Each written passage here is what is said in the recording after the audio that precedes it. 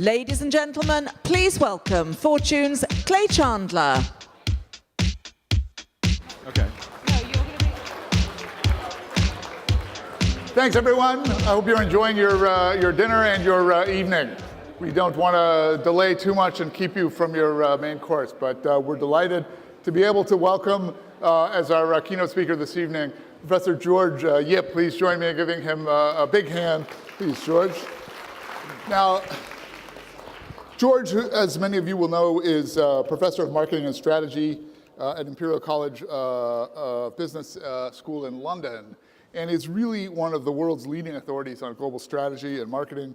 He's been researching and consulting these topics for over 15 years, and has got extraordinary insight not only into global management practices, but has done a lot of work on innovation right here in China. So it's a perfect topic and a perfect subject of expertise to follow our discussion about the Future 50 index and the companies on that list. George was actually one of Michael Porter's first doctoral students, is that right?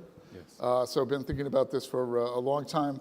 And he's the author of many studies and books on Chinese innovation, most notably, though, two, China's Next Strategic Advantage, From Imitation to Innovation, which focuses mainly on larger companies, correct? And then just released next spring. Next spring will come out. Pioneers, Hidden Champions, Changemakers, and Underdogs, Lessons from China's Innovators. So we want to kind of come at both of those ideas and topics a little bit here tonight. Wonder if we could maybe just take a kind of historical step back for a minute and think about China as a center for innovation. Historically, and you've written about this, China was really the leading innovator of all the world's civilizations at one point. Paper, silk, many things devised in China. And then fell behind, was overshadowed by the West, now returning to its kind of central place in the global economy. Is there some cultural DNA to Chinese innovation, or is there something different about modern innovation compared to the earlier historic period of innovation in China? Well, just to go back to history, the reason China innovated a lot is that in general, the large empires have surplus money to spend on innovation. Yeah. And then what happened to China, why it missed out on the Industrial Revolution, was actually geography, because China had an integrated state very early on, one government. And Europe had the advantage of its geography, which created lots and lots of different statelets. And actually, the best example of this is Columbus. Columbus had to try about 10 different state sponsors until one of them agreed. And Spain agreed, the greatest venture capital investment in history. They got the Americas back for 3 ships. Pretty good investment. I don't think any of you will ever do as well. Now, so then China fell behind, and of course it is thanks to the reforms led by Deng Xiaoping from 1978 onwards that made the huge difference. And China was ripe for that because Chinese people are probably the most disciplined in the world. Chinese people are willing to suffer, 吃苦, that's a saying, particularly if you work for Huawei. The CEO of Huawei likes to say that Huawei people are destined to suffer for a lifetime and to work harder than anybody else. So with that kind of attitude, how can you lose? So Chinese then also have tremendous intellectual capabilities, and we see that American and Western universities, the PhD programs in science and technology and mathematics subjects, as you know, are full of Chinese students. So the West is training its future competitors, and China has attracted them back. So these are some of the ingredients why China's been able to innovate, but in a different way. And if I can address that later or talk about it now. No, please say more. Yeah, so the way China started to innovate, of course, was inherently different from the traditional Western way. China never went for the Nobel Prizes of science for its own sake, and you all know the story of Xerox PARC making lots of inventions. China has been but being in a catch-up position, China's gone for very rapid, incremental innovation, which eventually adds up. And one saying is that the West is very good at going from 0 to 1, and China is very good at going from 1 to 100. So take an invention and then steadily innovate on it. Look at Haier. We had the CEO of Haier today. Haier has now moved from very simple washing machines whose first innovation was being able to wash crops as well as clothes, but now Haier has a waterless washing machine. Right? And so more and more we see advanced examples like that, world's largest supercomputers, et cetera. We've heard lots of those cases. And what's different about China is that it also has, just like manufacturing, uses very large numbers of low-cost labor, but in this case, engineers and scientists. So Chinese companies will bring back these PhD scientists trained in the West, give them a big pyramid of locally trained engineers and scientists, give them a lot of money and make them very customer-focused. So Huawei is a classic example of that. When Huawei started out, its products weren't very good. They didn't have a technological advantage. Their products would tend to break down. They had to have service teams live with the customers for months afterwards.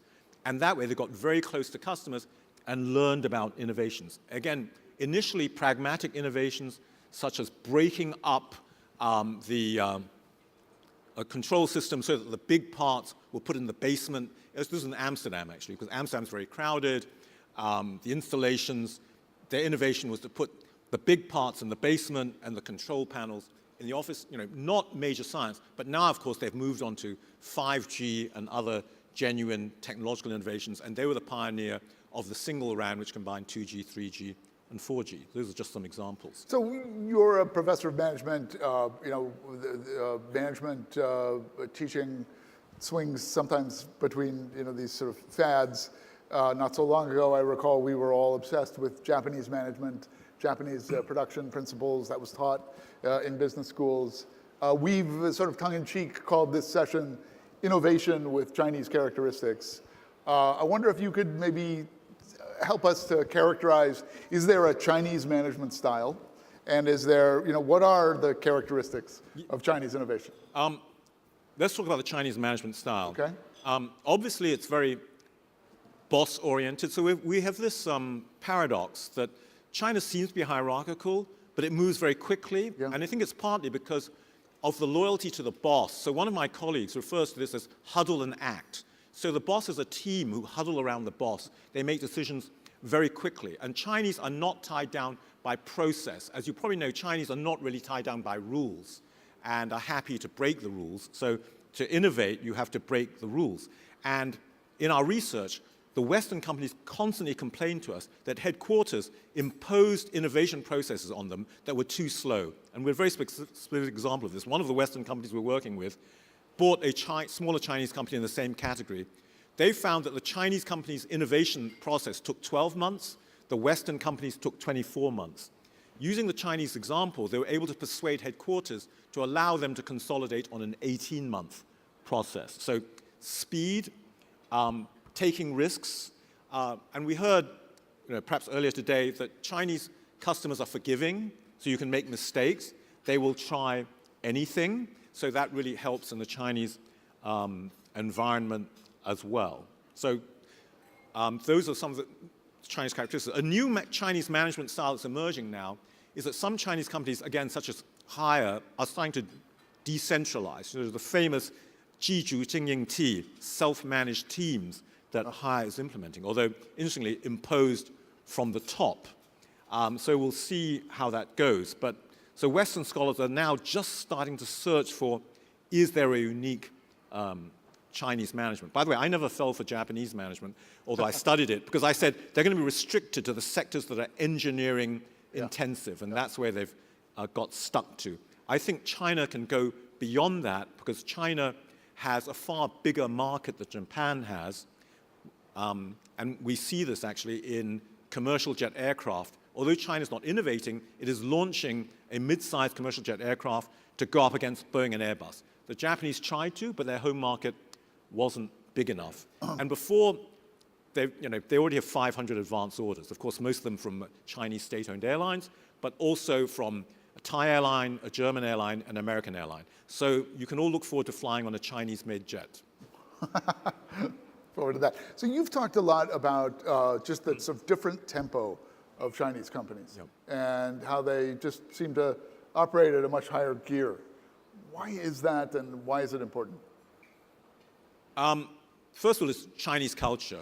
the number one thing in Chinese culture is to make money, right? So, and I come from 3 generations of Chinese entrepreneurs in Hong Kong. So, making money is the highest value. And Chinese are super pragmatic. So all the innovations are there to make money. In fact, in the early days, the CEO of Huawei had a bunch of scientists, and they made stuff that wasn't much use. So he had a little ceremony. He called them in, and he gave them the prototypes they'd invented.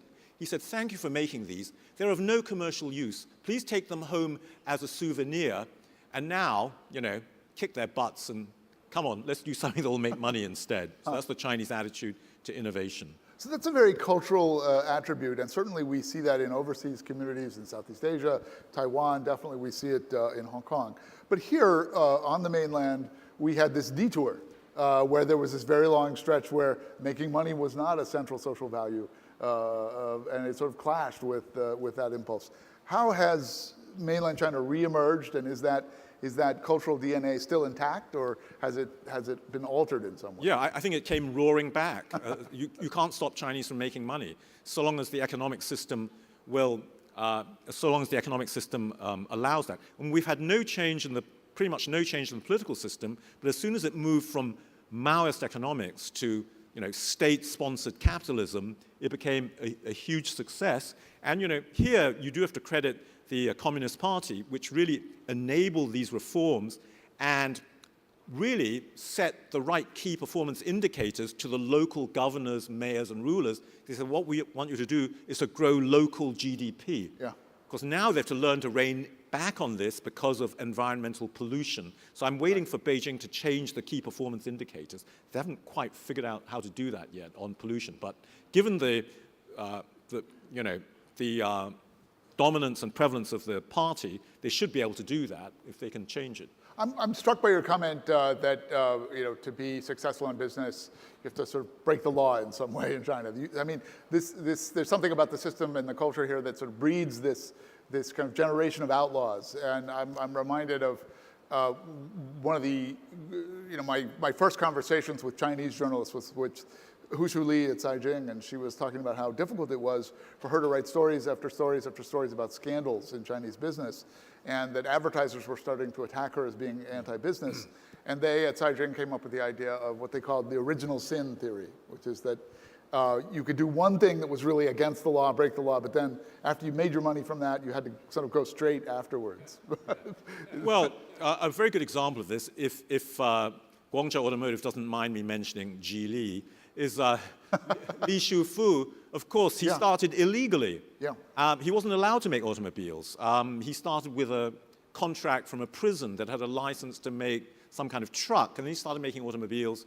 But he had the local connections, and he's creating jobs. And eventually, once he succeeded, the government then gave him official permission to make cars. And eventually, he was the designated bidder for Volvo. Only in China could this happen. Only one Chinese company was allowed to bid for Volvo, and that's one of the reasons he won.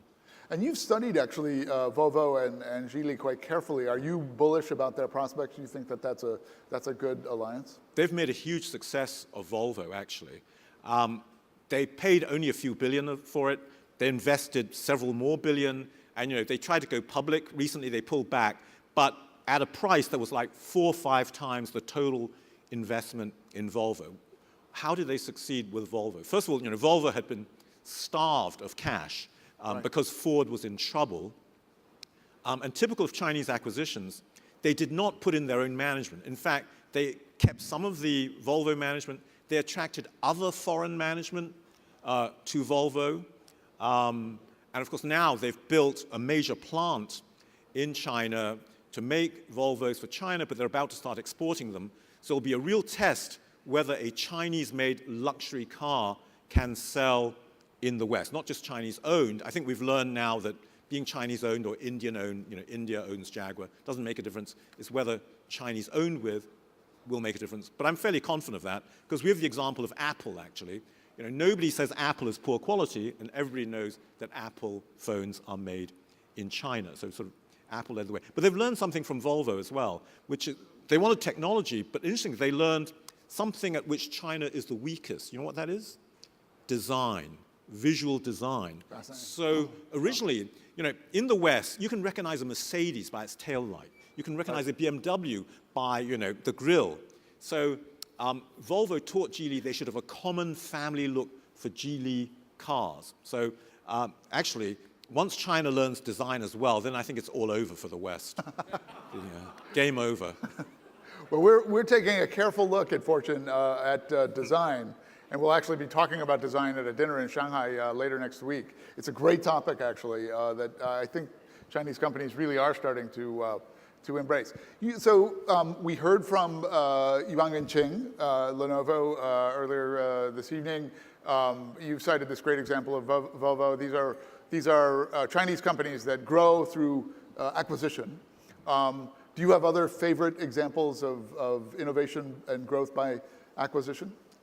I think an interesting story of acquisition, again, is Haier buying General Electric's major appliance company. So I was at a conference where the American CEO spoke. He said, first of all, had we stayed in GE, I would never have been made CEO because I'm a technical guy. They'd have made some management guy with an MBA as the head. I teach MBAs, I hate to hear that. And then secondly, they gave him much more autonomy and money, and they said to him, if you have a good idea, you build a factory and we'll fill it. Whereas in GE, that have studied it for months and probably turned it down anyway, in the end. Now, of course, there are many Chinese companies that are now evolved into technical innovation. We're going to hear from one of them tomorrow, actually. Bill Liu of Royole, who's a classic returnee, PhD from Stanford, decides to come back to China to set up his company, which makes flexible displays. He's going after the automotive market to replace the display screens with a very thin, flexible display.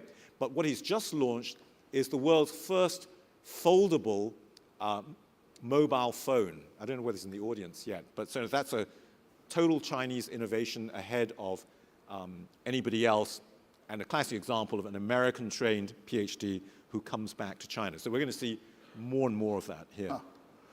If people have questions, please hold your hand up.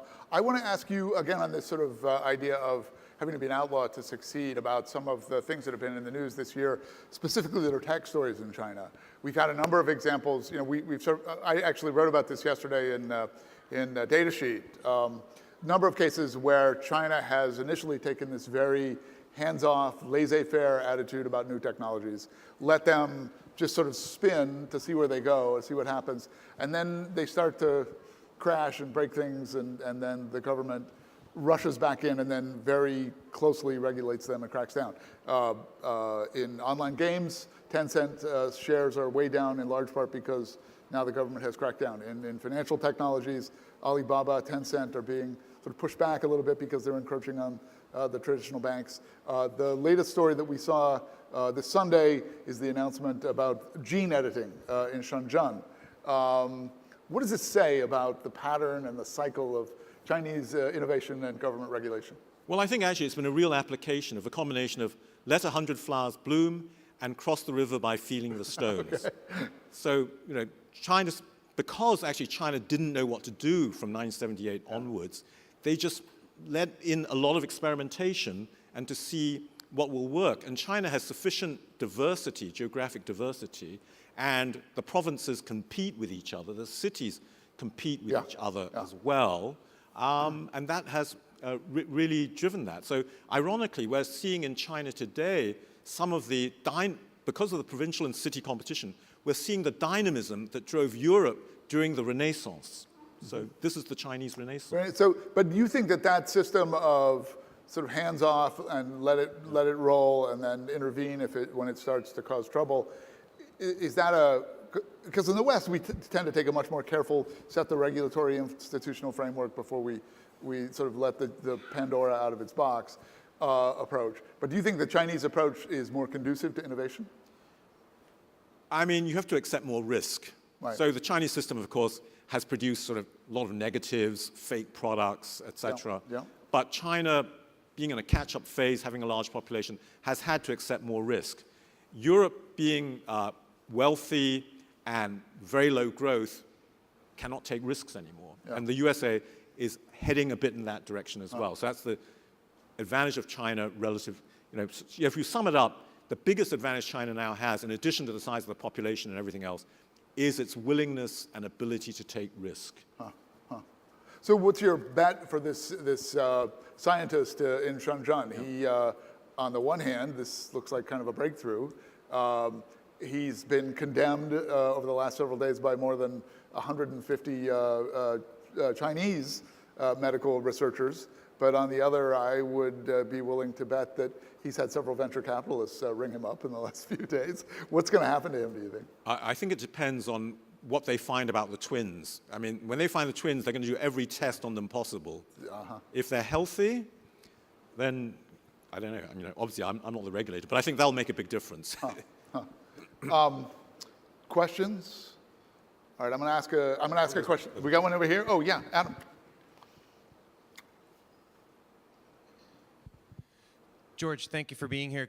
Could you come back to the very first thing you said? I didn't follow the logic of why, because the European countries were smaller and there were more of them, that they were more adaptable. Are you saying that China at the time of the Industrial Revolution was complacent? Is that the issue?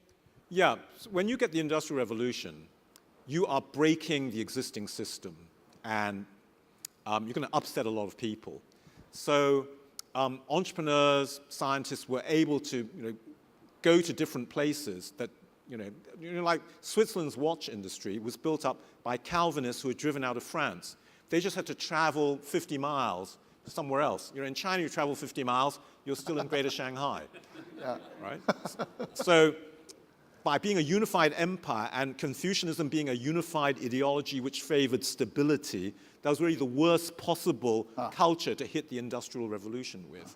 So I suppose, and I'm just thinking on sitting up here right now, in a sense, the Cultural Revolution shook everything up so much that it prepared people to take more risks. We've had such a terrible time, we are willing to do anything now. I'm going to ask you one final question that's kind of from the current headlines, has to do with Made in China 2025. That's all about innovation. Does it seem to you that the West has something of a schizophrenic view about Chinese innovation? On the one hand, especially if you're a free market conservative, you think that top-down government-driven innovation is an oxymoron, it can't succeed.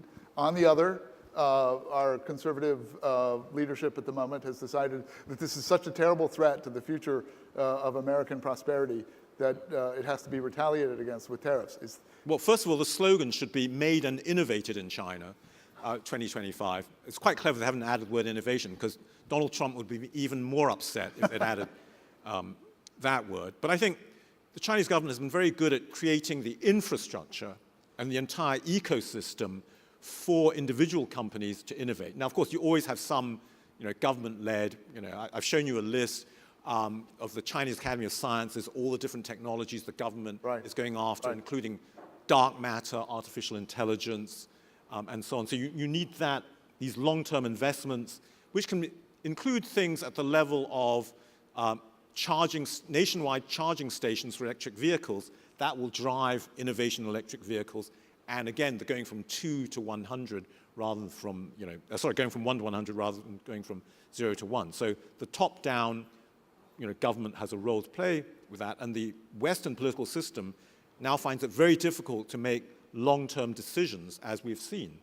How do you make 30-year investments when a congressman has a 2-year term? George, I fear we have only scratched the surface of a fascinating topic, but dinner awaits, and I want to thank you for sharing your insights this evening, the perfect conclusion to what's been a really great day. Please join me in thanking George Ip. So I have just one last final housekeeping announcement, which is that we are bright and early reconvening in the Onks Ballroom on the 5th floor tomorrow, 8:30 sharp. You don't want to miss it, so don't be late. Please enjoy your evening, have a drink, and have fun. Thanks, everyone.